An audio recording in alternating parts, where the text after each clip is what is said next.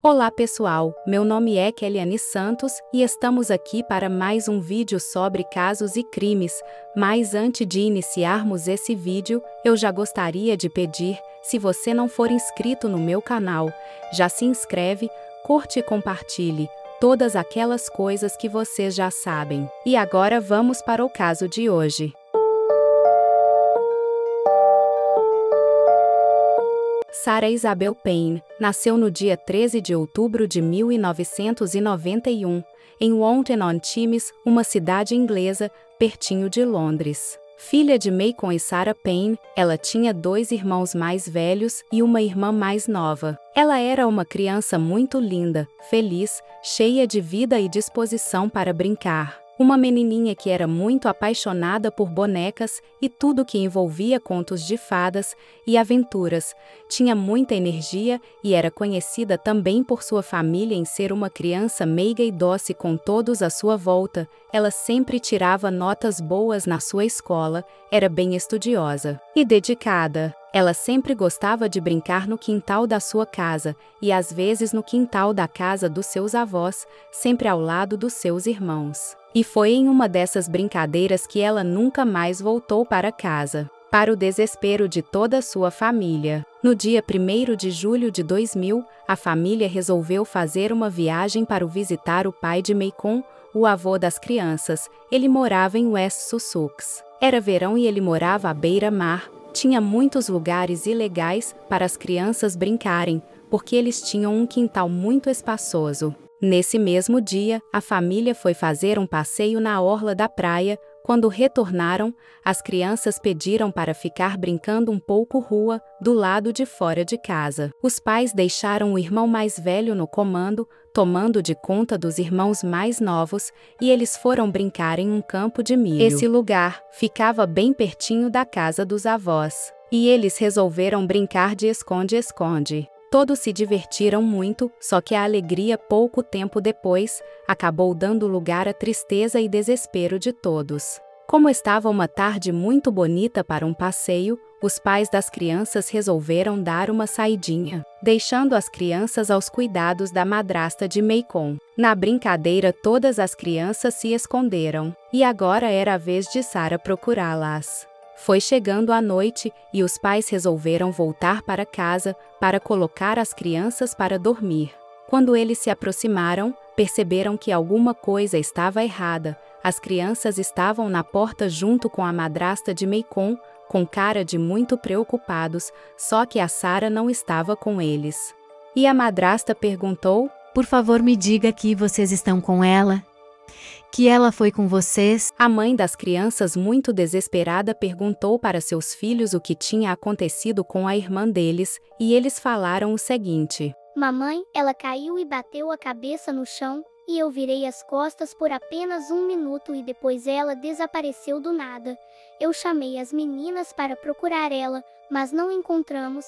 Por isso resolvemos voltar para casa para pedir ajuda. Desculpa, mamãe, é minha culpa." Todos resolveram procurar por Sarah nas plantações e também pela praia. No caminho foi reunindo os vizinhos que queriam ajudar. Foi ficando tarde da noite e nada de Sarah aparecer. Então foi aí que os pais resolveram chamar a polícia para ajudar nas buscas de forma mais eficaz. Não demorou muito e a polícia chegou no local, e assim começaram as buscas de forma oficial, e isso durou a noite toda, e nada da pequena aparecer.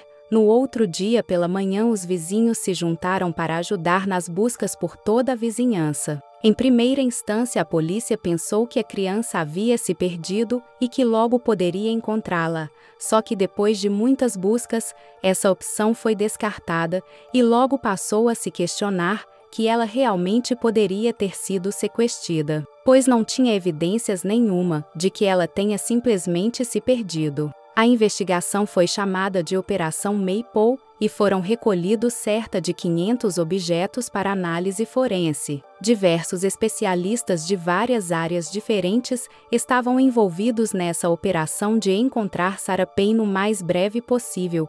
Cada minuto era crucial. Tinha um total de 1.000 pessoas trabalhando nesse caso e custou um total de aproximadamente 2 milhões de libras. Os vizinhos estavam muito empenhados em conseguir encontrar a garotinha de 8 anos de idade. A cidade sempre foi muito tranquila, não tinha históricos de violência, todos viviam muito bem, apesar das casas serem bem afastadas uma das outras. Lá era mais um lugar em que as pessoas ricas alugavam casa de praia para passar as férias. Cerca de 500 pessoas se juntaram às buscas, e a estrada que ela foi vista pela última vez tinha apenas uma entrada e uma saída. Foi realizada uma busca grande em todo o entorno, mas até então nada havia sido encontrado. Nenhuma peça de roupa ou objeto. Depois de um tempo, o irmão mais velho lembrou de algo, mas não sabia se podia falar. Os pais pediram para que ele falasse qualquer coisa que pudesse lembrar daquele dia, então ele disse o seguinte: Mamãe, lá perto da estrada eu lembro bem de ter visto uma van da cor branca, correndo com uma velocidade muito grande, que fez até um barulhão com o pneu no chão. E eu vi o homem, e ele acenou para mim. Ele era bem estranho, tinha uma barba esquisita e roupas sujas. Por meio da descrição que o garoto falou, fizeram um retrato falado do possível sequestrador. Os policiais foram de porta em porta, procurando possíveis suspeitos. 2 pessoas foram presas, mas logo depois, por falta de provas, foram liberadas. Nesse momento, todos os meios de comunicação estavam voltados para o caso de Sarah Payne. Seus pais sempre apareciam na televisão fazendo fortes apelos para reencontrar sua filha. A essa altura, todo mundo já sabia de seu desaparecimento. A mãe sempre aparecia na televisão como se estivesse falando diretamente com a filha e pedindo para ela voltar para casa. A foto de Sarah estava estampada em todo lugar, e até os militares foram convocados a participarem das buscas. Muitas ligações foram feitas de forma anônima para a polícia de pessoas que falaram ter visto algo. As informações mais prováveis foi que viram a menina com um homem em um posto de gasolina. As pessoas falaram que tinha uma criança chorando dentro do carro enquanto um homem abastecia o veículo. Outra mulher falou que também viu uma van branca perto de onde a menina desapareceu, assim como o irmão de Sarah mencionou, e essa passou a ser a pista mais importante do caso. No dia 17 de julho, um corpo de uma criança foi encontrado em um campo de bola West Sussex, cerca de 24 quilômetros de distância de onde ela tinha desaparecido. No dia seguinte, a polícia confirmou que o corpo era de Sarah Payne. A busca pela garotinha chegava ao fim, porém o início de uma investigação para saber quem fez aquilo com ela estava apenas iniciando. Logo depois, a notícia da morte da pequena estava estampada em todos os meios de comunicação. Ela estava sem suas roupas e tinha sido enterrada em uma cova rasa, apresentando um avançado estado de decomposição e ação de marcas de animais em seu corpo. Depois foi levada para a realização de análise pós-morte, para saber a real causa do óbito. Foi descoberto que ela morreu por estrangulamento e também foi encontrado sinais de abuso sexual. Uma mulher ligou para a polícia e contou que ela viu um sapato na beira da estrada, próximo ao local onde o corpo foi encontrado. Isso iria ajudar muito nas investigações. Quando os policiais chegaram ao local, estava lá o sapato, exatamente onde a mulher falou que estaria, e imediatamente foi constatado que era da menina. A polícia tinha um principal suspeito, tudo estava em sigilo, para que ele não pudesse fugir. Um dia depois do desaparecimento de Sarah, a polícia tinha ido na casa de Ewing. Ele era um homem que vivia sozinho e morava na região. A casa dele tinha sido uma das primeiras a serem visitadas, por conta da ficha criminal de Oi. Oi passou 4 anos na prisão, por ter sequestrado e abusado uma garotinha. Na época, ele foi submetido a uma avaliação psicológica, e no relatório, era mencionado que se ele fosse liberto, ele iria voltar a cometer o mesmo crime e talvez de forma ainda pior. Mas mesmo assim, ele foi solto. Depois da sua liberdade, ele foi procurar lugar tranquilo para morar, um lugar que ninguém conhecesse ele. Foi aí que ele foi morar a poucos metros da casa dos avós de Sarah Payne. Ao ser interrogado, ele apresentava estar bem tranquilo, mas mesmo assim os policiais acharam alguma coisa estranha na conversa. Ele falou que no dia que tudo aconteceu ele tinha viajado para outra cidade. O flat dele passou por uma perícia minuciosa. Nada foi encontrado, mas mesmo assim, ele permaneceu como suspeito. Sem saber que ele estava sendo vigiado, em um momento de descuido, ele sai de casa em uma van branca.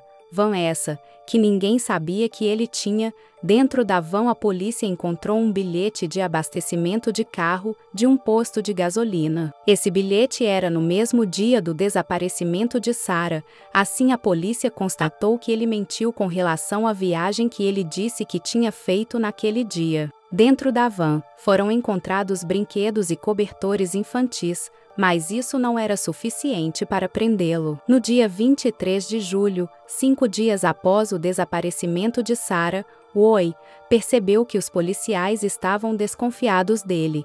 Então ele decidiu fugir, roubou um veículo e ali começava uma grande perseguição. A perseguição só parou quando ele bateu em outro carro que estava estacionado. Ele acabou sendo preso por roubo e condução perigosa. Os pais de Payne não sabiam da existência de um suspeito, enquanto isso eles estavam organizando o funeral da sua pequena princesa. Em um momento de muita tristeza para todo mundo. Em setembro, 2 meses depois da morte de Sarah, o suspeito se declarou culpado pelo roubo do carro, condenado com uma pena de 22 meses de prisão. Durante esse tempo que ele passou preso, a polícia começou a investigar tudo sobre a vida dele, submeteu diversas análises dentro da van, a fim de encontrar algo que pudesse incriminá-lo, até que em uma blusa vermelha que estava dentro da van, foi encontrado cerca de 22 fios de cabelos, entre eles tinha cabelos da pequena Sarah.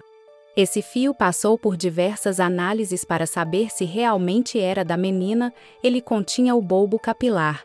Isso mostrava que tinha sido arrancado da cabeça dela. Entra em cena agora a genética forense. Com isso foi extraído o DNA, e assim tornou-se possível traçar um perfil genético do fio. Esse resultado foi comparado com um dente de leite de Sarah. Com isso o resultado foi positivo, ou seja, o Roy, que estava preso por roubo, realmente tinha matado a Sarah. Essa era a prova que eles precisavam. Para condená-lo, no dia 6 de fevereiro de 2021, Roy foi a julgamento acusado de matar Sarah Payne. A fibra de cabelo foi muito importante, porém tinha outras evidências, como por exemplo as fibras da cortina que tinha na van, encontrado no sapatinho de Sarah. E entre muitas outras evidências, foram 4 semanas de julgamento. No final, ele foi considerado culpado de todas as acusações, com uma pena de prisão perpétua, podendo pedir liberdade condicional